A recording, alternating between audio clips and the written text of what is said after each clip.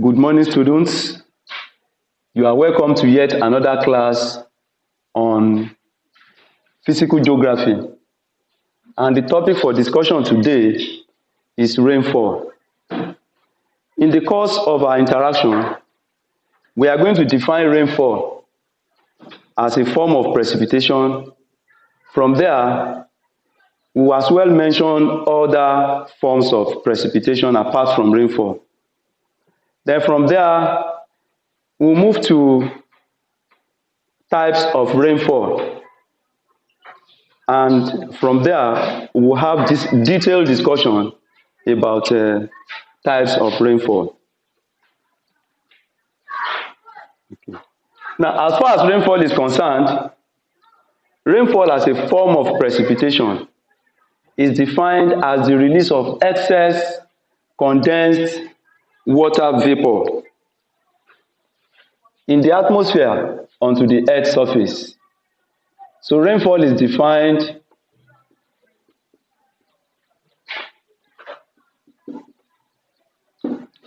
as the release of excess condensed water vapor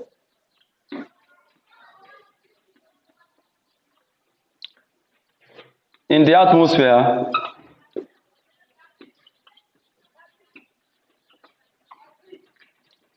onto the Earth's surface.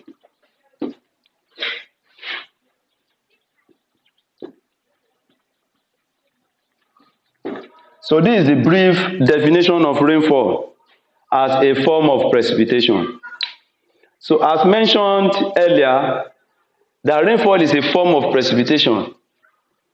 It then means that rainfall is not the only form of precipitation.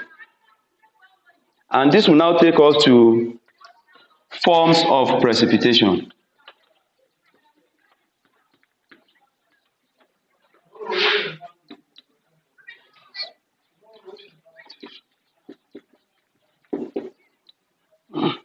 So apart from rainfall, other forms of precipitation include snow, dew, and 3, frost. Also, you also have in this category hailstones, silt, sleet, and so on and so forth. So these are the other forms of precipitation apart from rainfall. Having said this, we now move on to types of rainfall.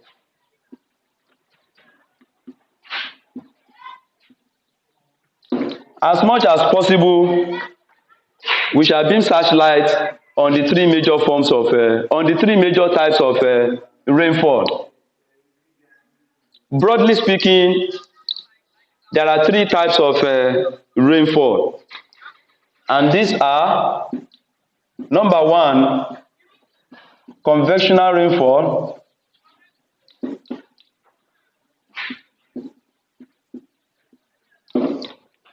the second one is relief or orographic rainfall, while the third one is called frontal or cyclonic rainfall.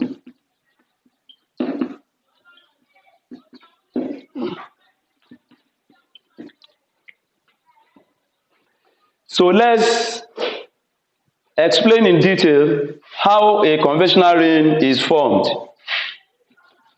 Convectional rainfall.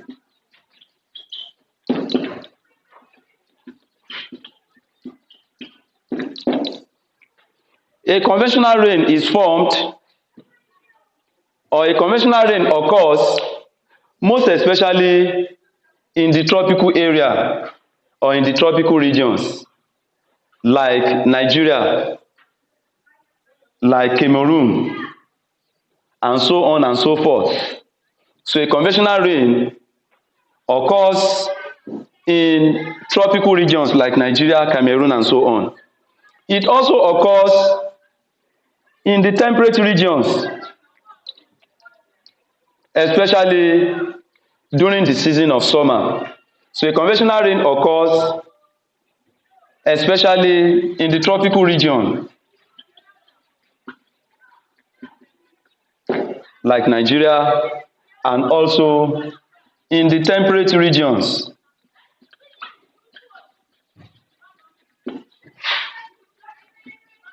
Like Europe and America, especially during the summer.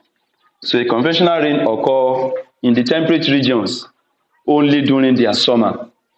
So how is a conventional rain formed? A conventional rain is formed when the earth's surface is extremely heated by the sun. So for a conventional rain to be formed, the earth's surface is extremely heated by the rays of the sun. Of course, this happens because in the tropical region like Nigeria, we record very high temperature. So during the day, the earth's surface is extremely heated by these rays of the sun. So what happens when the air on the surface of the earth is heated by the sun? That heated air, because it's now very light, rises to the upper atmosphere, taking into the upper atmosphere plenty of water vapor. So when the surface air that is extremely heated by the rays of the sun, it moves into the upper atmosphere, taking into the upper atmosphere plenty of water vapor. What happens when this water vapor gets to the atmosphere? The water vapor condenses into what is called cumulonimbus cloud. So when the heated air gets to the upper atmosphere,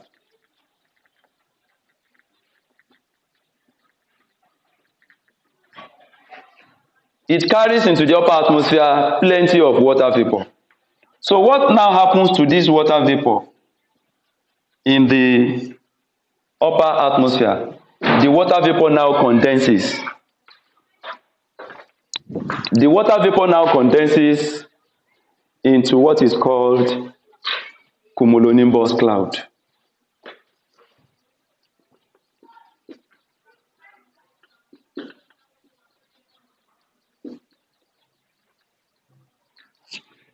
And later this cumulonimbus cloud changes to water droplets.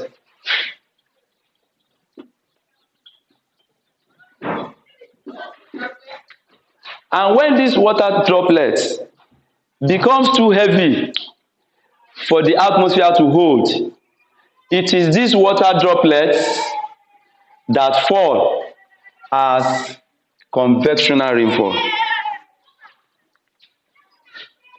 It is this water vapor, it is this water droplets rather, that fall as conventional rain. A conventional rain is often accompanied by thunder and lightning.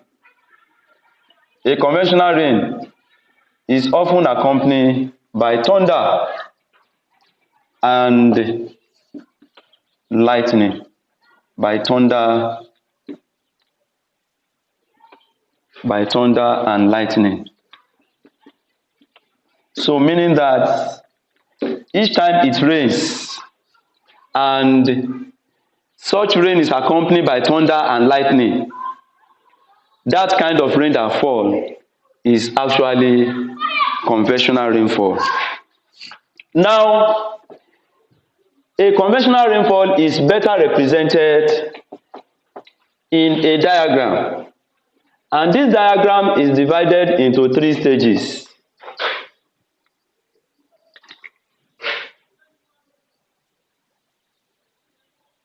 There is the first stage where the Earth's surface is extremely heated by the rays of the sun. So this is stage 1.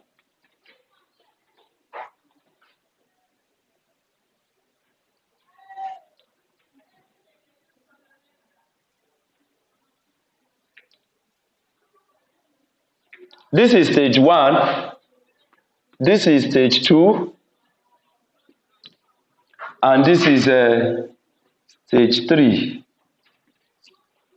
At stage 1, the Earth's surface is extremely heated by the rays of the sun.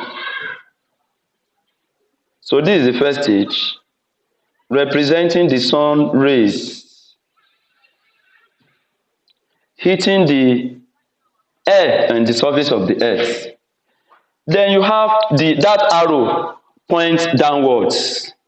The arrow in stage 1 actually points downwards. The sun rays peaking or hitting the surface air. Then you have the second stage where you have the rising air, where you have the heated air ascending into the upper atmosphere. So this is the rising air at stage 2, which takes the water vapor into the upper atmosphere. In the upper atmosphere, we are now at stage 3. In the upper atmosphere,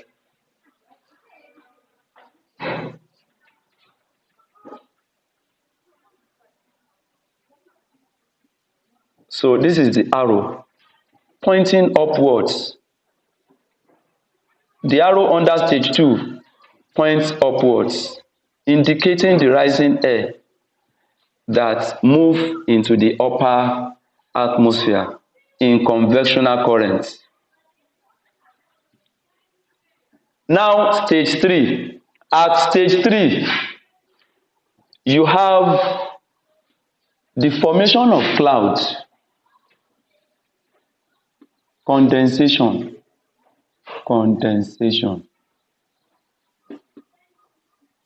or formation of clouds.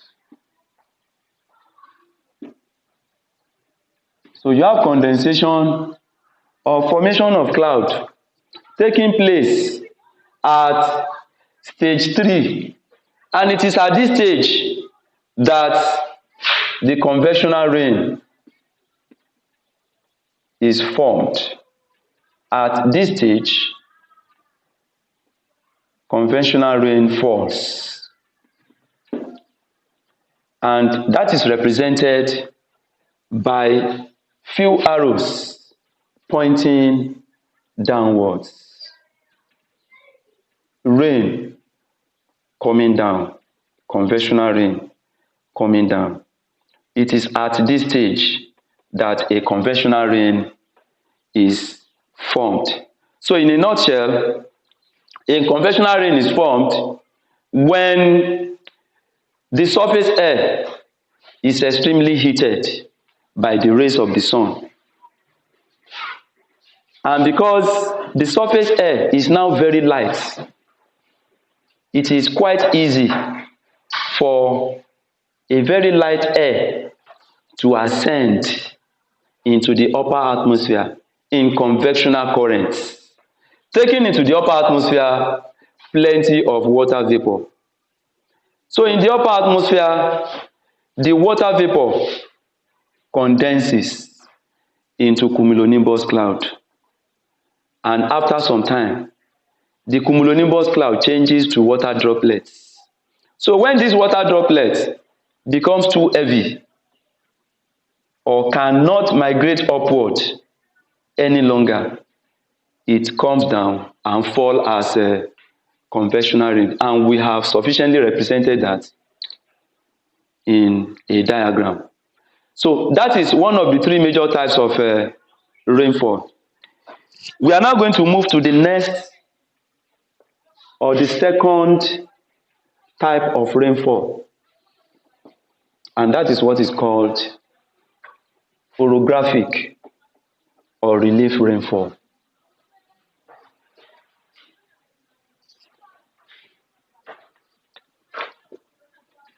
So the second type of rainfall is called orographic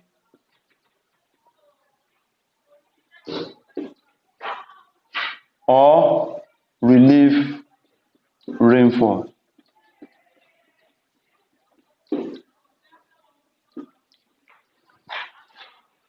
Orographic rain or relief rainfall is quite common in a mountainous area or areas with high plateau.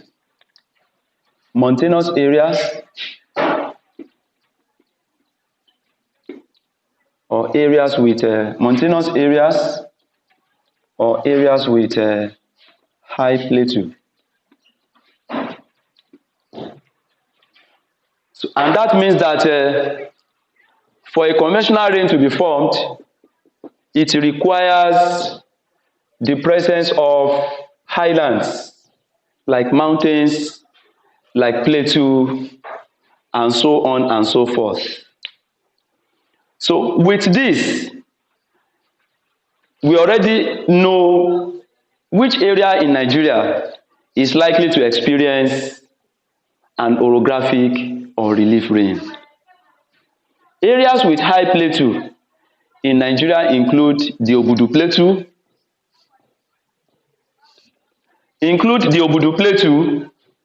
in Calabar area. It also includes the Adamawa Highlands.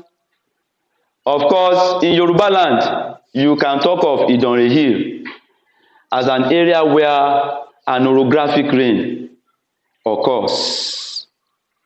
How is orographic rain formed? Orographic rain is formed when a moist air ascends a mountain barrier. Assuming this is a mountain and you have a moist air.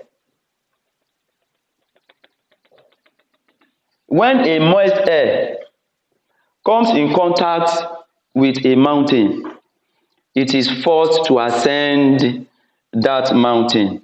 So this is a moist air coming across or coming into contact with a mountain barrier.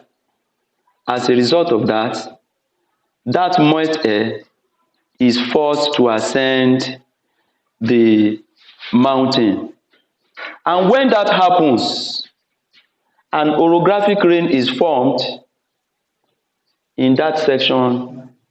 An orographic rainfall is formed in that section of the mountain alone. So this area where the orographic rain is formed is what is called windward side. While the other side with little or no rain is what is called the shadow area. The shadow area or the leeward side. So at the leeward side, very little amount of rain gets to this side of the mountain. So with this, this is how an orographic rain is formed. Lastly now, cyclonic or frontal rainfall. That is the third. Cyclonic rain or frontal rainfall is the third major type of rain. And this is formed as a result of the meeting of a warm moist air and cold dry air. These two air masses, they are of characteristically different temperature.